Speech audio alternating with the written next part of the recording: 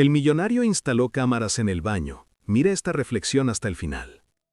Cuando el millonario Mariano instala cámaras ocultas para vigilar a su empleada, jamás imagina lo que descubriría. No era un delito, era algo mucho más perturbador.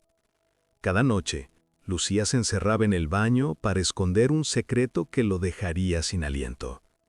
Ese hallazgo no solo revelaría su error, sino que lo obligaría a enfrentar una verdad capaz de cambiarlo para siempre. En la penumbra del despacho, la voz del narrador pondera sobre la vigilancia y el juicio.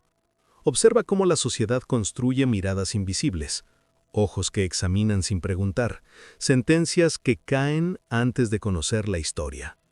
El narrador, distante pero atento, sugiere una reflexión urgente. ¿Qué ocurre cuando el que vigila descubre lo que no esperaba?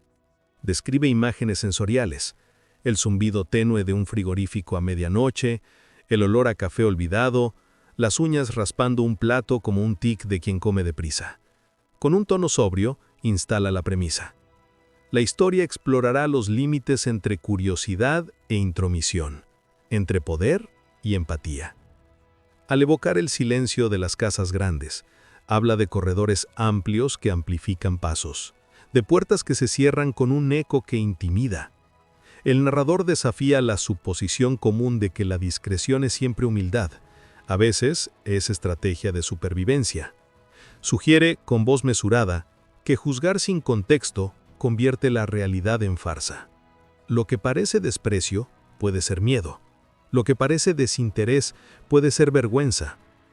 El contexto se dibuja. Una mansión moderna, con cuadros que indican linajes, una familia acostumbrada a recibir sin mirar atrás, y un empleado administrativo que organiza el orden con precisión casi obsesiva. El conflicto central se perfila. Un hombre con recursos decide controlar cada grieta de su hogar, mientras una presencia silenciosa evita el centro de la casa. ¿Qué precio pagará la verdad cuando salga a la luz? Una frase breve y punzante cierra la introducción. Vigilar revela, pero no siempre absuelve. Una mirada que se aparta, un plato que vuelve al fregadero impecable, manos que tiemblan mientras enderezan un mantel. Cuenta la historia de sociedades que dividen el mundo entre los que mandan y los que sirven, pero insisten que esas líneas no son inmutables, están hechas de hábitos, recuerdos y vergüenzas. Relata una imagen repetida.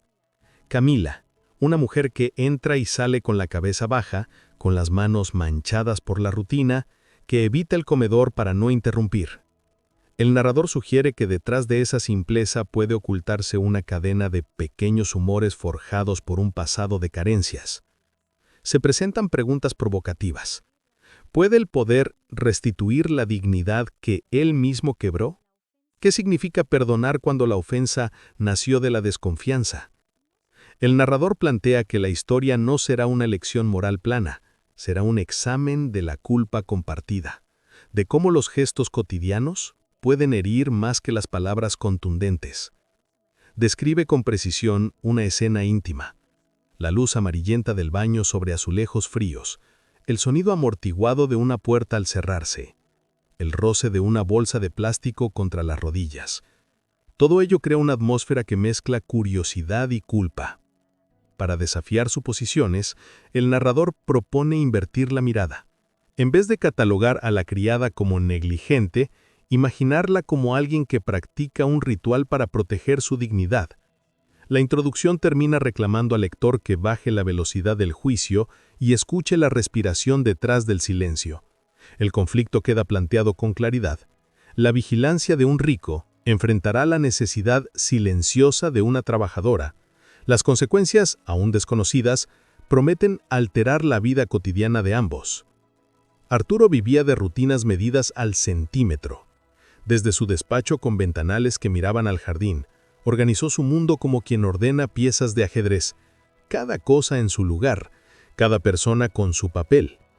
Era un hombre de negocios que trasladó al hogar la disciplina empresarial, esperaba eficiencia, silencio y obediencia tácita. Cuando una nueva empleada llegó, su percepción fue una lupa que magnificó lo mínimo. Camila, por su parte, cumplía con sus tareas sin fanfarrias. Entraba temprano, barría, fregaba, cocinaba porciones sencillas y se iba con movimientos coordinados para no entorpecer. Evitaba comer frente a la familia, y eso para Arturo fue una anomalía. En su mente, la casa funcionaba mejor cuando todos participaban del ritual del mediodía. Cada vez que veía a Camila apartarse con discreción, su imaginación llenaba la falta de explicaciones con conjeturas desagradables. Las sospechas prosperaron en la soledad de sus pensamientos. Arturo comenzó a observar pequeños desajustes: una caja de servilletas menos, un recipiente cambiado de lugar, el eco de pasos apresurados por la noche. Sin plantearse alternativas menos invasivas, decidió instalar cámaras para supervisar al personal. No fue un acto de paranoia instantánea, fue la culminación de semanas de inquietud que corroían su calma. El plástico frío de los dispositivos, el zumbido técnico del instalador, la forma en que las cámaras parecían ojos negros fijados en la casa. Arturo ubicó equipos hasta en lugares que otros considerarían intocables. No fue un acto pensado para espiar confesiones íntimas, según se dijo a sí mismo, sino una medida para asegurar el orden. Sin embargo, el narrador subraya el dilema ético, la intimidad pisoteada en nombre del control. Colocó una cámara en una decisión que parecería extrema a cualquiera que no conociera su puntillosa necesidad de certidumbre en el baño social, un punto de tránsito donde a veces los empleados se refugiaban. Al principio la idea le produjo cierto rubor, pero pronto su necesidad de respuestas lo sobrepasó. En sus noches, revisaba las grabaciones con la misma rigurosidad con la que analizaba balances financieros. Buscaba patrones, tiempos, gestos. La noche en que las grabaciones revelarían un secreto no previsto. Describe la escena íntima que se iba formando en su pantalla. Sombras moviéndose en un cuarto azulejado, una bolsa de plástico que cruje, un cuerpo encogido que busca privacidad en un espacio destinado a la intimidad de la casa. Arturo, frente a la pantalla, sintió algo parecido a una grieta en su seguridad. La certeza que había buscado se transformó en una duda punzante. La cámara, testigo involuntario, mostraba gestos que no encajaban con su imaginario de desdén. En cambio, hablaban de prisa, vergüenza. Camila llegaba cada mañana con pasos suaves, casi borrados por el eco amplio del vestíbulo. El narrador la observa sin invadir, describiendo cómo su figura delgada se movía con un ritmo que parecía pedir permiso al espacio. Nunca levantaba la voz, nunca interrumpía conversaciones. Era una presencia que se deslizaba entre muebles pulidos y cubiertos con telas que jamás tocaba sin guantes. Su manera de moverse revelaba un hábito profundo: evitar llamar la atención. Su timidez, sin embargo, Arturo la interpretaba como desinterés. En la cocina, Camila preparaba los platos de la familia con precisión y luego se apartaba, esperando que todos terminaran para limpiar cada rastro. El narrador se detiene en observar cómo ella apretaba los labios cuando el estómago le rugía, cómo disimulaba el temblor de las manos mientras colocaba cubiertos. Comer delante de otros era para ella una transgresión que prefería no cometer. Su silencio no era frialdad, era memoria. Mientras tanto, Arturo observaba desde la distancia, incapaz de leer los signos. Cada gesto evitado parecía confirmar sus sospechas. Para él, la ausencia de explicaciones equivalía a ocultamiento. Camila, sin saberlo, era prisionera de códigos viejos. En casas anteriores había sido reprendida por invadir espacios de patrón, así que había aprendido a alimentarse escondidas como un acto de respeto. Su rutina era sencilla: esperar, limpiar, esconderse, comer rápido. El narrador la muestra sosteniendo su tupper como si fuera un pequeño tesoro, cuidando de no dejar migas en el aire. La tensión entre ambos era silenciosa. No había gritos, no había acusaciones directas, solo una acumulación de miradas mal interpretadas. Arturo, detrás de sus cámaras recién instaladas, esperaba confirmar sus prejuicios. Camila, sin imaginar el ojo vigilante sobre ella, seguía evitando el comedor como quien esquiva un sitio prohibido. El narrador advierte que el choque entre estas dos realidades estaba a punto de estallar, aunque ninguno de los dos lo sospechaba aún. La noche en que Arturo decidió revisar las grabaciones, lo hizo con la intención firme de encontrar pruebas de suposiciones ya formadas. Encendió la pantalla con aire de juez dispuesto. El narrador describe el ambiente: el clic metálico del mouse, el brillo azul proyectado en su rostro, el silencio expectante de la madrugada. Pero lo que apareció ante sus ojos no se parecía a ningún escenario imaginado. Allí estaba Camila, entrando al baño social con pasos rápidos, mirando hacia atrás como si temiera ser descubierta. Llevaba en las manos su tupper de comida casera, envuelto en una bolsa arrugada. El narrador observa el gesto con detalle: la manera en que ella se sienta en el suelo frío, apoyando la espalda en la pared, intentando ocupar el mínimo espacio posible. Arturo entrecierra los ojos, confuso. Camila destapa el recipiente con cuidado, como si temiera hacer ruido, y comienza a comer con movimientos ansiosos. No era un acto de rebeldía ni una invasión del espacio familiar, era una necesidad.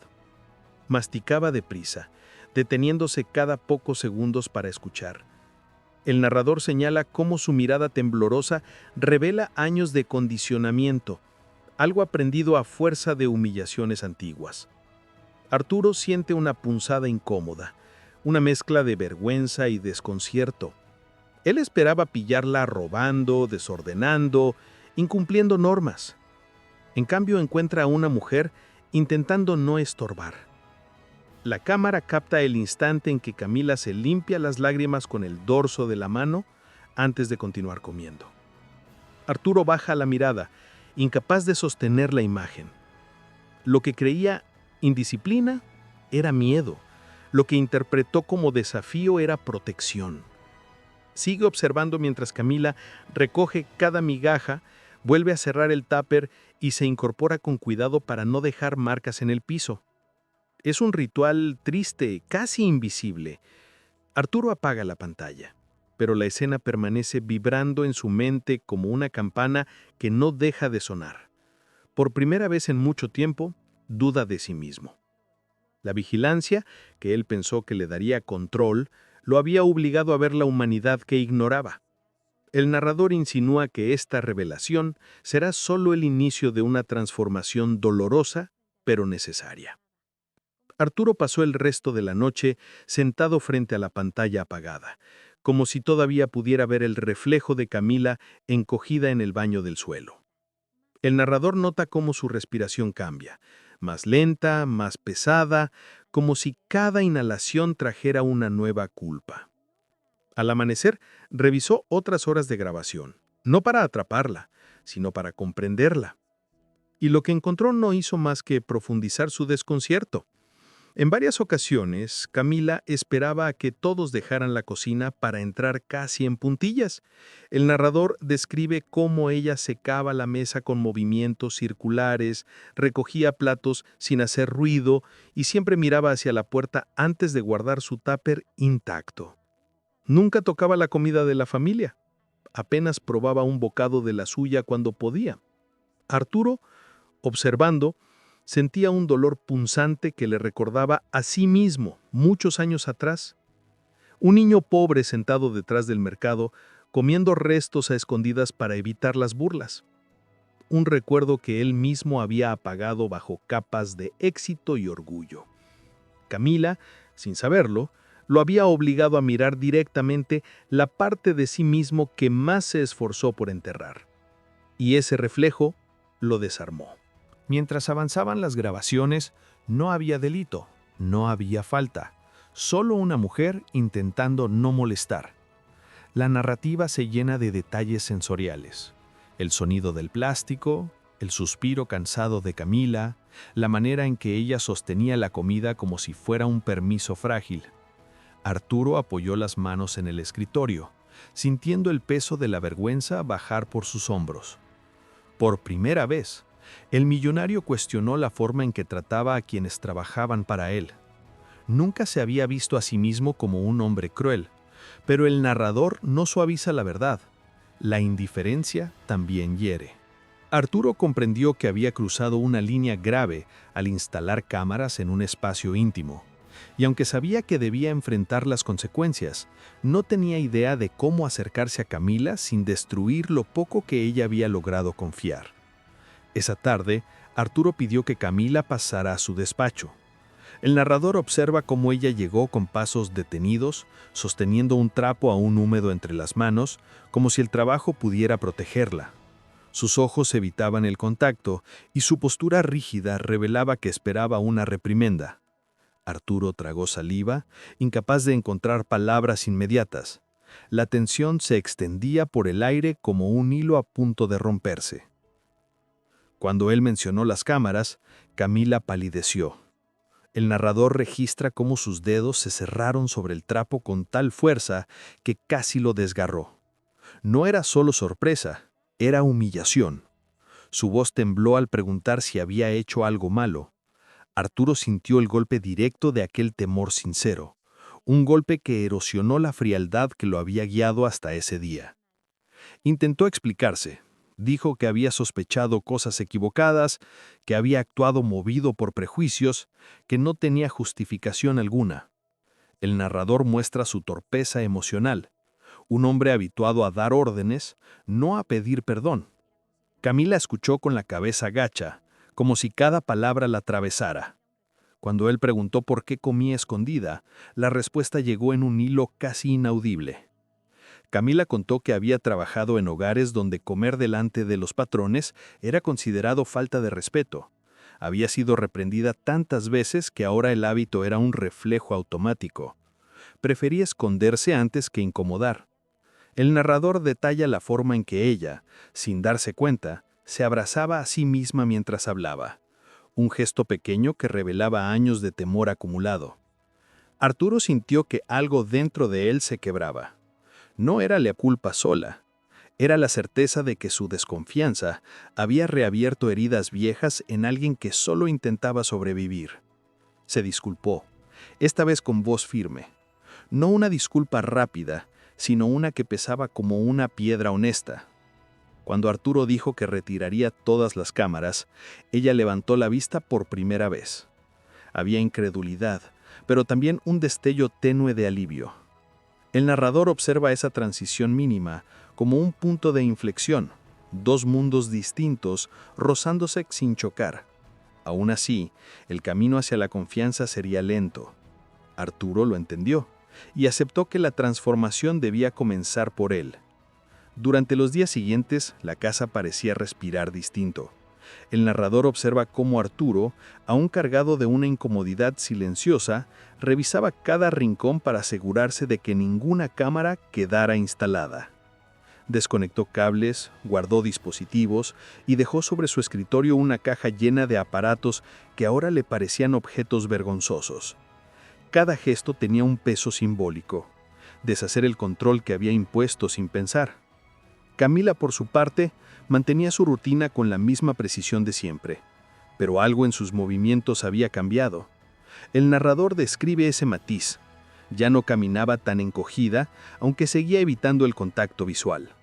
Se mostraba alerta, como si temiera una trampa, pero también observaba a Arturo con un cuidado nuevo, como si intentara entender quién era realmente ese hombre que ahora le dirigía palabras suaves. Un día, Arturo la encontró limpiando la terraza. Ella se sobresaltó al verlo, y esa reacción le dolió más de lo que esperaba. Le ofreció un vaso de agua, un gesto simple, casi insignificante, pero para Camila resultaba desconcertante. El narrador registra cómo ella dudó antes de aceptarlo, como si temiera que hubiese consecuencias ocultas. Arturo comprendió entonces que no bastaba pedir perdón, debía demostrarlo. A lo largo de la semana empezó a asegurarse de que Camila tuviera un tiempo específico para almorzar. El narrador muestra cómo él dejaba el comedor libre a esa hora, sin hacerlo evidente, permitiendo que ella se sintiera con derecho a usar el espacio. Pero Camila, fiel a sus costumbres, seguía refugiándose en silentes rincones. La costumbre, señala el narrador, es una prisión invisible. Arturo, observando desde lejos, comenzó a pensar en los sistemas que había normalizado. Si él, que había vivido la pobreza, había olvidado la humillación, ¿cuántas veces habría herido sin saberlo? Ese pensamiento lo persiguió como una campana que resonaba dentro de su pecho. Camila era solo el principio. La casa entera llevaba una dinámica que él nunca había cuestionado. Ni confrontación, ni reconciliación plena. Solo dos personas moviéndose alrededor de sus propios miedos, intentando aprender un idioma que jamás habían compartido. La tensión silenciosa comenzó a transformarse el día en que una pequeña crisis sacudió la rutina. Camila entró a la cocina con paso apresurado, sosteniéndose el abdomen. El narrador describe cómo dejaba caer el trapo al suelo, cómo buscaba apoyo en la encimera mientras respiraba entrecortado. Arturo, que pasaba por el pasillo, escuchó el sonido metálico de un frasco al caer y entró de inmediato. Camila intentó enderezarse, pero su rostro estaba pálido. Murmuró que solo era un mareo, algo menor, producto de haber comido tarde. El narrador destaca el detalle que a Arturo le hirió de inmediato. Camila no había almorzado ese día. El argumento de no querer interrumpir reapareció como una daga repetida en la historia. Arturo insistió en que se sentara. Ella, avergonzada, obedeció con la rigidez de quien teme ser reprendida por desobedecer una norma invisible. Cuando se las ofreció, ella dudó tanto que Arturo sintió que la distancia entre ellos era aún mayor de lo que había imaginado. Con voz suave, le preguntó si llevaba días sin comer bien. Camila negó al principio, pero la negación se disolvió rápido. Confesó que desde que sintió que había sido descubierta en el baño, le daba miedo volver a comer dentro de la casa. Lo decía con un hilo de voz, sin acusarlo, sin exigir nada, simplemente exponiendo un temor que arrastraba como una sombra. Le pidió, con sinceridad palpable, que dejara de esconderse. «Esta casa también es tu espacio para comer», dijo, y el narrador apunta cómo esas palabras, aunque simples, resonaron en Camila como un ruido desconocido. Ella lo miró brevemente, un gesto breve pero significativo, después asintió, aunque sin plena convicción. Camila se recuperó del mareo, pero Arturo no logró sacarse de la mente la imagen de su fragilidad. Esa noche en su despacho tomó una decisión. No solo quería reparar el daño, sino transformar la dinámica de la casa. El narrador marca ese momento como una transición silenciosa, un cambio de rumbo que afectaría a todos. Fue el inicio de un movimiento emocional que ya no tenía retorno. Esa tarde, mientras Lucía terminaba de doblar la ropa recién lavada, escuchó pasos firmes acercándose por el pasillo. Era Mariano, pero no traía el semblante tenso de siempre. Se detuvo frente a la puerta y pidió permiso antes de entrar. Un gesto pequeño pero profundamente simbólico. Ella asintió, sorprendida por la delicadeza inesperada. Mariano respiró hondo y con un tono pausado le pidió que le permitiera explicarse una última vez. No era una disculpa repetida, sino una confesión que llevaba años temiendo. Contó que había crecido en un ambiente donde la compasión era vista como fraqueza, donde la vigilancia sustituía el diálogo. Reveló que al instalar cámaras no procuraba humillarla, sino mantener el control sobre todo, como quien tenta controlar hasta la propia sombra. Lucía oyó en silencio, con una serenidad que contrastaba con la culpa evidente en el rostro de él. Cuando Mariano terminó, Lucía se sentó lentamente y le recordó algo esencial: que el poder no consiste en ver todo, sino en hacerse responsable de lo que se ignora. Sus palabras no fueron duras, pero sí firmes, como una hoja que cae sin ruido, pero marca el inicio del otoño. Él las recibió sin defensas, con la humildad de quien finalmente se ve con claridad. Entonces, Lucía tomó una decisión que llevaba días meditando. Le dijo que pensaba renunciar, no por venganza, sino porque había aprendido a valorar su propio bienestar y sabía que trabajar en un ambiente donde había sido vigilada no sería sencillo de olvidar. Mariano sintió un golpe en el pecho, pero no insistió, ni suplicó. Solo pidió una cosa, que le permitiera despedirse con gratitud, no con culpa. Lucía prometió pensarlo y salió al jardín para respirar. Mientras el viento movía las hojas, ella se dio cuenta de algo inesperado. Por primera vez en mucho tiempo, sentía que tenía opciones. Y eso, más que cualquier gesto, era el verdadero comienzo de su libertad. La mañana de la despedida llegó más rápido de lo que Mariano hubiera deseado. Lucía entró a la casa por última vez con su bolso al hombro, caminando con la calma de quien cierra un capítulo sin remordimientos. Encontró a Mariano en la sala, de pie junto a la mesa donde había colocado un pequeño sobre blanco. Él no intentó disimular la tristeza, pero tampoco cayó en dramatismos. Solo la observó con respeto, como si la viera de verdad por primera vez. Dentro del sobre había una carta escrita a mano. No era una súplica para que se quedara, sino un agradecimiento sincero por todo lo que ella había hecho por su familia y, sobre todo, por aquello que lo había obligado a enfrentar en sí mismo. Lucía la leyó en silencio, conmovida por la simpleza de las palabras. Al final de la carta, Mariano había añadido una frase que ella jamás habría esperado. Gracias por enseñarme que la dignidad empieza por la manera en que tratamos a quienes sostienen nuestra vida en silencio. Lucía guardó la carta en su bolso y se despidió con una sonrisa serena. No hubo abrazos ni emociones explosivas, solo una paz madura, como si ambos comprendieran que ese era el único final posible para una historia que había empezado en el lugar equivocado. Antes de salir, sin embargo, Lucía hizo algo inesperado. Miró a Mariano y le dijo que, a pesar de todo, creía que él realmente cambiaría. No por ella, sino por sí mismo. Aquellas palabras, pronunciadas con una convicción suave, fueron el verdadero regalo que él recibiría ese día. Cuando la puerta se cerró detrás de ella, la casa quedó en silencio, pero no vacía.